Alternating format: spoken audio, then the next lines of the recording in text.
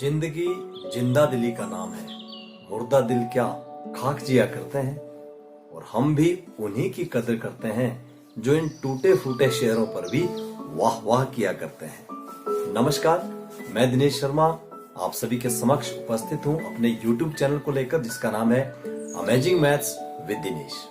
आज की इस कड़ी में हम जानेंगे कक्षा 10 प्रश्नावली 10। कैसा इत्तेफाक है कि प्रश्नावली भी 10 है और चैप्टर नंबर भी आपका 10 है। आज हम उसको पढ़ने वाले हैं। आज की इस वीडियो में खास रहने वाला है सर्कल यानी कि वृत्त। जी हाँ, हम सर्कल के बारे में पढ़ेंगे, वृत्त के बारे में पढ़ेंगे और वृत्त से संबंधित जो प्रश्न आपको एग्जाम में आने वाले हैं उसके बारे में पढ़ेंगे। लेकिन उससे पहले हम जानेंगे कि ये वृत्त दिखने में होता कैसा है, ये सर्कल चीज क्या होती है और इस सर्कल में, इस वृत्त में कौन कौन से नए टॉपिक्स हैं, कौन कौन से नए बिंदु हैं जो हमें अवश्य जानने चाहिए। तो बने रहिए इस वीडियो में और अंत तक देखते रहिएगा। एक सर्कल को किस तरह से ड्रॉ किया जाता है, एक वृत्त को कैसे बनाया जाता है, आइए देखते हैं। ये आपके पास एक कोई भी गोल आकृति हमने ले ली और उसके बाहर यदि हम किसी भी मार्कर से या स्केच से एक शेप बना लेते हैं, ये इस तरह से एक शेप बनेगी। यस, और इसको यदि हमने हटाया तो हमारे पास एक गोल आकृति बनी जिसका नाम है वृत्त। जी हाँ, यही है आज का हमारा टॉपिक, वृत्त, या इसका नाम हमने दिया है सर्कल। यह है हमारा सर्कल। क्या क्या महत्वपूर्ण चीजें हैं जो इस वृत्त से आप एसोसिएट कर सकते हैं, वृत्त से हम, सर्कल से हम जान सकते हैं, आइए बात करते हैं हम उन्हीं बिंदुओं के ऊपर। सबसे पहले हम बात करेंगे, ये वृत्त है तो वृत्त कहां से बनता है। इसका एक सेंटर पॉइंट होता है जहां से वृत्त ड्रॉ किया जाता है। आपको पता है कि प्रकार की सहायता से या कंपास की सहायता से जब हम इस तरह से रखते हैं और ऐसा हम वृत्त ड्रॉ करते हैं, तो जिस पॉइंट से हम वृत्त को बना रहे होते हैं वो उसका ओरिजिनल पॉइंट होता है, या उसको हम ओरिजिन भी कहते हैं, ओरिजिन। ठीक है, और उसको डिनोट करते हैं हम ओ से, और हिंदी में हम इसको कहते हैं केंद्र। जी हाँ, this is the centre point, centre, इसको हम सेंटर भी कहते हैं, और ये होता है हमारा केंद्र और डिनोटेड बाय ओ। सबसे पहली बात, वृत्त का एक क्या होता है, केंद्र बिंदु होता है। अब दूसरी हम बात करेंगे, ये जो बाहरी रेखा है ये वाली, इसको क्या नाम दिया जाता है, आपने पहली कक्षाओं में भी पढ़ा होगा, इसको नाम दिया जाता है परिधि। जी हाँ, क्या नाम बोलते हैं इसको हम, परिधि। और यदि हम इंग्लिश की बात करें तो इसको कहा जाता है सर्कमफ्रेंस। जी हाँ, सर्कमफ्रेंस इसका नाम है। एंड दिस परिधि is denoted by C in English. यदि हम इंग्लिश की बात करें तो परिधि को किससे डिनोट किया जाता है, सी से, यानी कि सर्कमफ्रेंस। और इसके जो चारों तरफ ये जो आवरण आपको दिखाई दे रहा है, ये काली वाली रेखा, ये पूरी की पूरी जो रेखा है, इट इज कॉल्ड सर्कमफ्रेंस, और हिंदी में हम इसको क्या बोलेंगे, परिधि। तो हमने दो चीजें सीखी कि वृत्त में क्या क्या चीजें होती है। नंबर एक, जो सेंटर में बिंदु होता है उसको हम बोलेंगे केंद्र, ओ, और जो बाहरी आवरण होता है उसको हम कहते हैं परिधि। जी हाँ, तीसरी महत्वपूर्ण बात क्या होती है, अब हम रेखाओं की बात करेंगे, क्योंकि जो हमारी प्रश्नावली है वो डिपेंड करती है हमारे वृत्त और वृत्त से गुजरने वाली या वृत्त को स्पर्श करके जाने वाली रेखाओं के बारे में। तो आइए उन रेखाओं के बारे में भी हम बातचीत कर लेते हैं। देखिए, मैंने एक रेखा यहां से बनाई है और इसको टच करती हुई रेखा यहां से निकल चुकी है। जी हाँ, ध्यान से देखिएगा, ये वृत्त है और वृत्त को छूते हुए बिल्कुल एक रेखा गई है, और इस रेखा का जो नाम है वो आपको शायद पहले भी पता होगा, लेकिन हम दोबारा से इसको जान लेते हैं। इसका नाम होता है स्पर्श रेखा। ठीक है, स्पर्श रेखा क्यों हम इसको कहते हैं, क्योंकि ये स्पर्श करके जाती है इस तरह से, तो इसको हम स्पर्श रेखा कहते हैं। और इंग्लिश में इसको कहा जाता है टेंजेंट। जी हाँ, टेंजेंट मतलब the line which just touches the circle, जो सर्कल को जस्ट टच करते हुए क्रॉस कर जाती है, उसको हम बोलते हैं स्पर्श रेखा। कई बार क्या होता है कि जब मैथ की क्लास में हम बैठे होते हैं तो बहुत सारी ऐसी स्पर्श रेखाएं टीचर के माध्यम से निकलती है जो हमारे सिर के सर्कल को जस्ट छूकर बाहर निकल जाती है, अंदर नहीं घुसती है। तो वही स्पर्श रेखा ये है आपके लिए।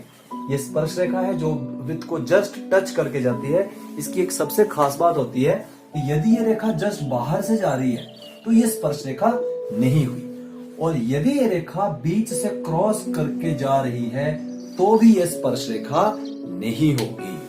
तो हम क्या कहेंगे इन रेखाओं को, जो रेखा जस्ट टच करके निकलती है, दैट इज कॉल्ड स्पर्श रेखा, that is called tangent to the circle. और यदि कोई टच करके नहीं जाती है तो दिस इज नॉट स्पर्श रेखा। लेकिन एक रेखा ऐसी है जो वृत्त को क्रॉस करके छेद के बीच से निकल रही है और उसको हम कहते हैं छेदक रेखा। जी हाँ बिल्कुल, यहां पर यदि मैं इसका नाम लिखूंगा यहां पर तो इसका नाम हो जाएगा छेदक रेखा। I will also tell you in English. ठीक है, ये हुई हमारे पास छेदक रेखा। ये छेदक रेखा है जो इसको जस्ट टच करके बीच में से छेद करके यहां से निकली और यहां पर बाहर निकल गई, इसको हम कहेंगे छेदक रेखा। और छेदक रेखा का एक सबसे महत्वपूर्ण बात मैं आपको बता देता हूं कि यदि कोई रेखा वृत्त में स्पर्श करती हो और बाहर नहीं निकली, दूसरी साइड यहां पर टच किया लेकिन बाहर नहीं गई, दिस इज नॉट कॉल्ड छेदक रेखा। इसको हम उस स्थिति में छेदक रेखा नहीं कहेंगे। तो क्या कंडीशन है छेदक रेखा की कि वृत्त की जो परिधि है उसमें एक साइड से क्रॉस होकर और दूसरी साइड की जो परिधि है उसमें से क्रॉस करके वो रेखा बाहर निकलनी चाहिए। सो दिस इज कॉल्ड छेदक। उसको तब हम कहेंगे छेदक रेखा। और छेदक रेखा, और जब ये एक साइड से इसको टच करती है, इंटरसेक्ट करती है दूसरे पॉइंट पे, तो दिस इज कॉल्ड इंटरसेक्शन। ठीक है, लाइन का intersection, so this is called intersect line. इस लाइन को हम क्या बोलेंगे फिर? इंटरसेक्ट लाइन, जो कि क्रॉस होकर दूसरी साइड निकल रही है। तो आज हमने जाना 3 चीजें। सबसे पहले हमने वृत्त जाना, वृत्त के बाद परिधि को हमने जाना, परिधि के बाद इसके केंद्र ओरिजिन को हमने जाना, उसके बाद इसकी एक स्पर्श रेखा को हमने जाना, किसको हम स्पर्श रेखा कहेंगे और कौन सी होती है छेदक रेखा।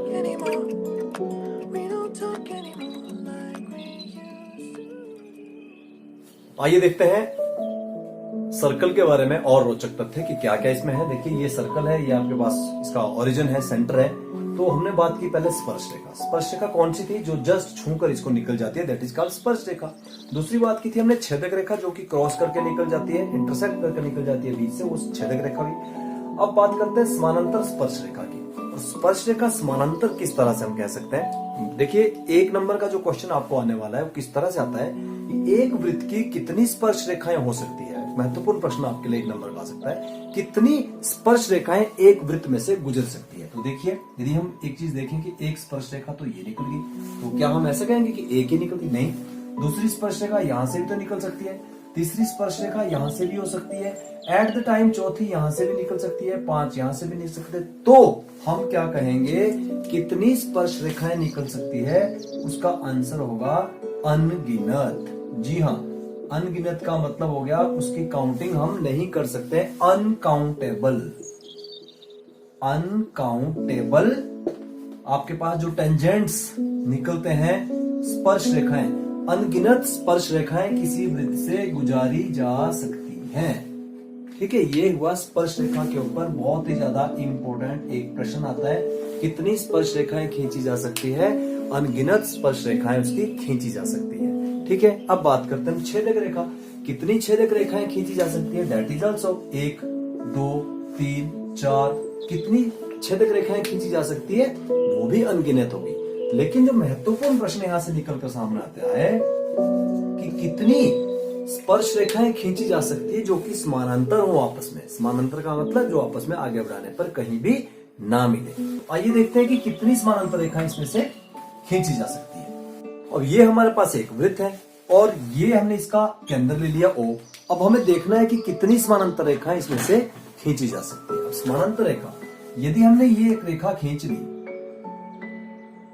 सॉरी ये सीधी है, जो कि एक टेंजेंट है, तो इसके समानांतर एक रेखा इधर से तो हो नहीं सकती, हो तो परपेंडिकुलर हो जाएगा, या इधर से भी नहीं। तो समानांतर रेखा कौन सी होगी इसके साथ? जस्ट लाइक दिस, ये वाली। अब यदि मैं कोई रेखा इधर से बनाता हूं, मैं रेड पेन से लिख लेता हूं, अगर ये मैंने एक स्पर्श रेखा बनाई तो क्या ये दोनों आपस में स्पर्श रेखा है? ये समानांतर है? Sorry, this is not parallel. ये दोनों पैरेलल नहीं है, आगे जाकर ये कहीं ना कहीं आपस में मिल जाएंगे। लेकिन ये जो 2 लाइंस मैंने बनाई, ये दोनों की दोनों कैसी है? पैरेलल। तो यदि प्रश्न आता है कि किसी वृत्त में कितनी समानांतर रेखाएं खींची जा सकती है, तो आंसर कितना आएगा आपका? 2, ओनली 2, ओनली 2। ठीक है, 2 ही समानांतर रेखाएं वहां से खींची जा सकती है। चलो, जब हमने वृत्त को पकड़ा ही है या सर्कल को हम जब स्टडी कर ही रहे हैं तो इसकी कुछ एक और विशेषता है जिसको हम समझ लेते हैं। तो पहला जो हमारा पॉइंट है दैट इज जीवा। ये जीवा कौन सी होती है और ये जीवा होती कहां पर है? जीवा की यदि हम बात करें तो ये तो था हमारा सेंटर डिनोटेड बाई ओ। ये थी हमारी क्या था? यस, परिधि। ये थी हमारी परिधि। अब ये जीवा कौन होती है? देखिए, मैंने आपको बताया था कि जो भी एक सर्कल होता है उसमें एक छेदक रेखा होती है। जी हाँ, छेदक रेखा। तो जो छेदक रेखा के छेद करने वाले पॉइंट्स होते हैं कौन कौन से? ये और ये। यहाँ के जो अंदर का डिस्टेंस होता है दैट इज कॉल्ड जीवा। उसको हम बोलते हैं जीवा और इंग्लिश में हम इसको बोलते हैं कॉर्ड। CHORD, cord. जी हाँ। Intersect point, the two intersection of the circumference, when the line intersect the two circumferences, so this distance is called chord. इस डिस्टेंस को हम क्या कहते हैं? जीवा। अब आप बताओ कि कितनी जीवाएं एक वृत्त में हो सकती है? ये भी एक प्रश्न आता है। एक वृत्त में कितनी जीवाएं हो सकती है? क्या एक होगी, दो होगी, तीन होगी? लेट अस सी। देखिए, ये मेरी पहली जीवा। मैंने इसको आगे नहीं बढ़ाया, वैसे हम इसको डॉटेड डॉटेड में दिखा सकते हैं, बट हमें यहां वाले पॉइंट चाहिए। सो दिस इज जीवा।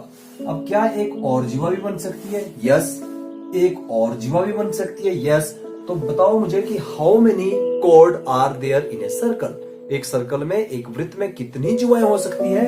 हमारा दोबारा से वही आंसर रहेगा, अनगिनत या फिर अनकाउंटेबल। जी हाँ, मेरा दोबारा से यही आंसर रहेगा आपके लिए, अनकाउंटेबल, क्योंकि इसका नंबर्स कितने भी हो सकते हैं। तो एक वृत्त में कितनी जीवाएं हो सकती है? अनेक जीवाएं हो सकती है।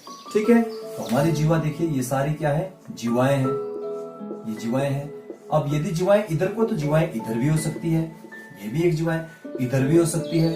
सो कहने का तात्पर्य क्या है हमारा? What do you mean to say कि एक वृत्त में अनेकों अनेक जीवाएं हो सकती है। अब हम बात करते हैं व्यास के बारे में। जी हाँ, जीवा का मतलब हो गया कॉर्ड। तो व्हाट इज व्यास?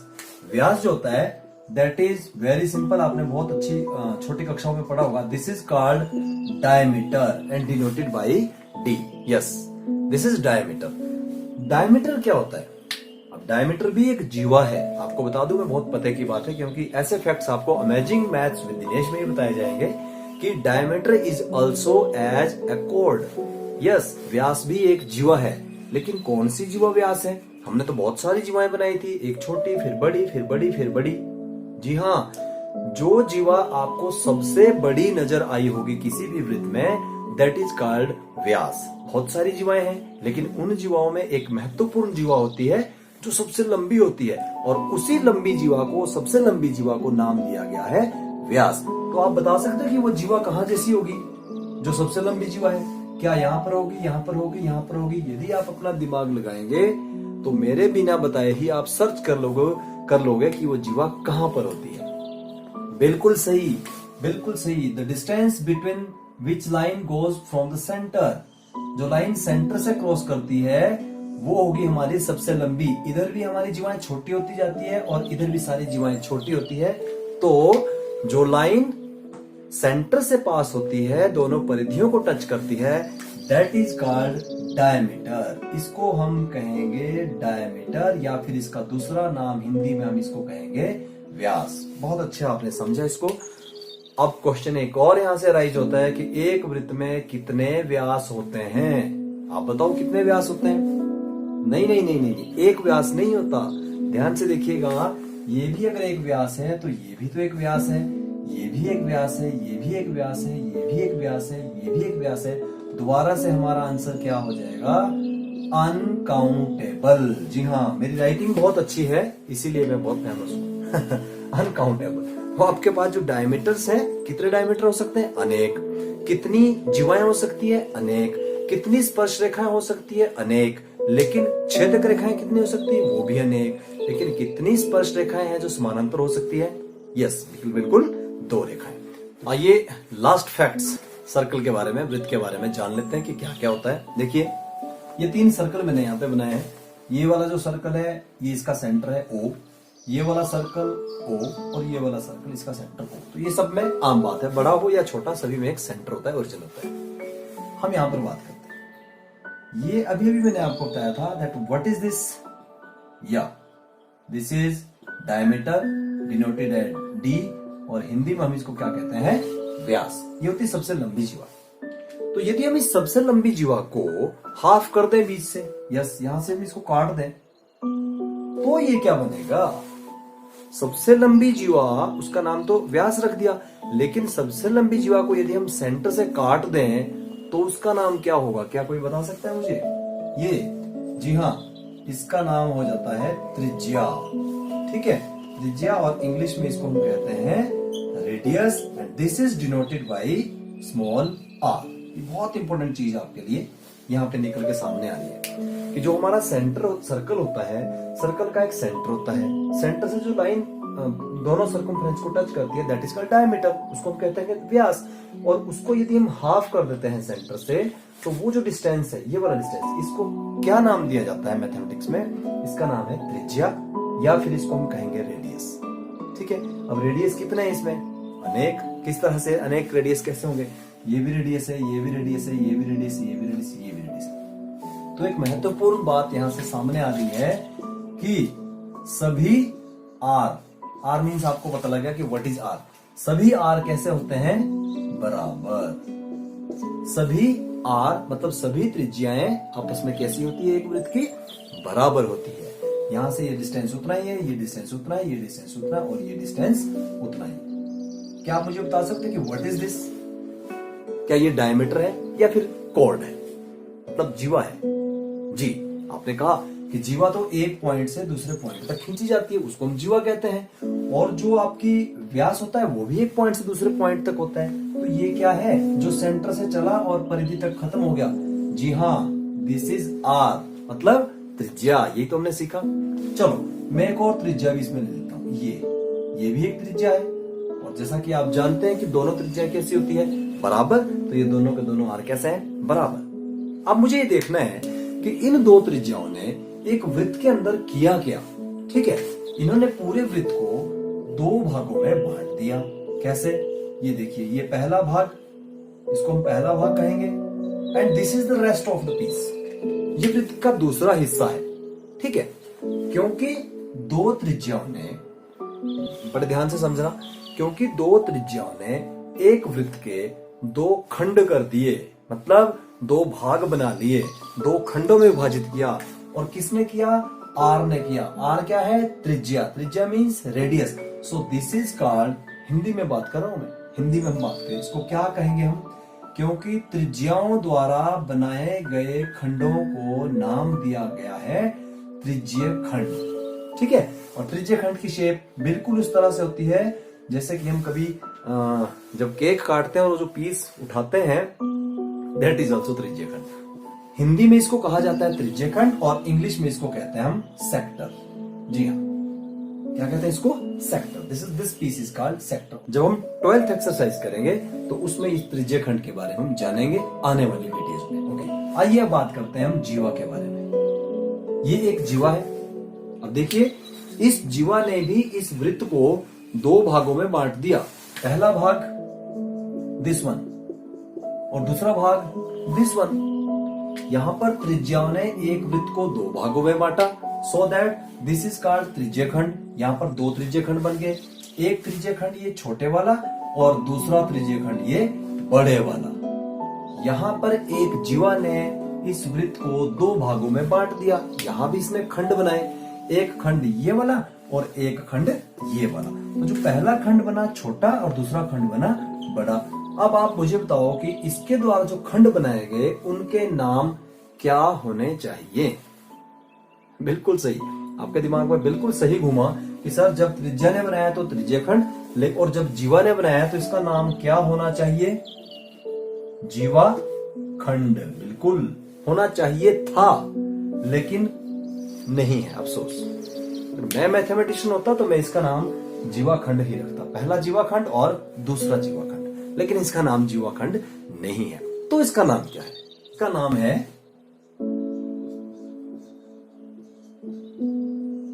वृत्तखंड। जी हाँ, इसका नाम है वृत्तखंड। क्यों है, आई डोंट नो, क्योंकि मैथमेटिक्स में ये जो नियम बने हैं ये पहले से ही बने हैं। हाँ, मैं नियम बनाता तो इसका नाम मैं जीवाखंड अवश्य रखता। ये पहला वृत्तखंड है और ये दूसरा वृत्तखंड है। बाकी इसके बारे में डिटेल में जब हम पढ़ेंगे तो 12th एक्सरसाइज में पढ़ेंगे। आप बने रहिए इस वीडियो में, क्योंकि बहुत सारी रोचक जानकारी जो हम आने वाली वीडियोस में यूज करेंगे वो हम यहीं से उठाने वाले हैं। हमने सीखा वृत्त, सर्कल, उसका हमने केंद्र जाना, परिधि को जाना, उसके हमने त्रिज्याओं को जाना, जीवाओं को जाना, स्पर्श रेखा, छेदक रेखा, त्रिज्या क्या होती है और त्रिज्या खंड क्या होता है, जीवा क्या होती है, वृत्तखंड क्या होता है, कितने वृत्तखंड एक जीवा द्वारा बनाए जाते हैं और एक दो त्रिज्याओं द्वारा कितने खंड बनाए जाते हैं, ये हमने सब कुछ सीखा। और ये आपको एक एक नंबर के जो प्रश्न आते हैं उसमें जानकारी आपको फायदेमंद रहेगी। We don't talk anymore. We don't talk anymore like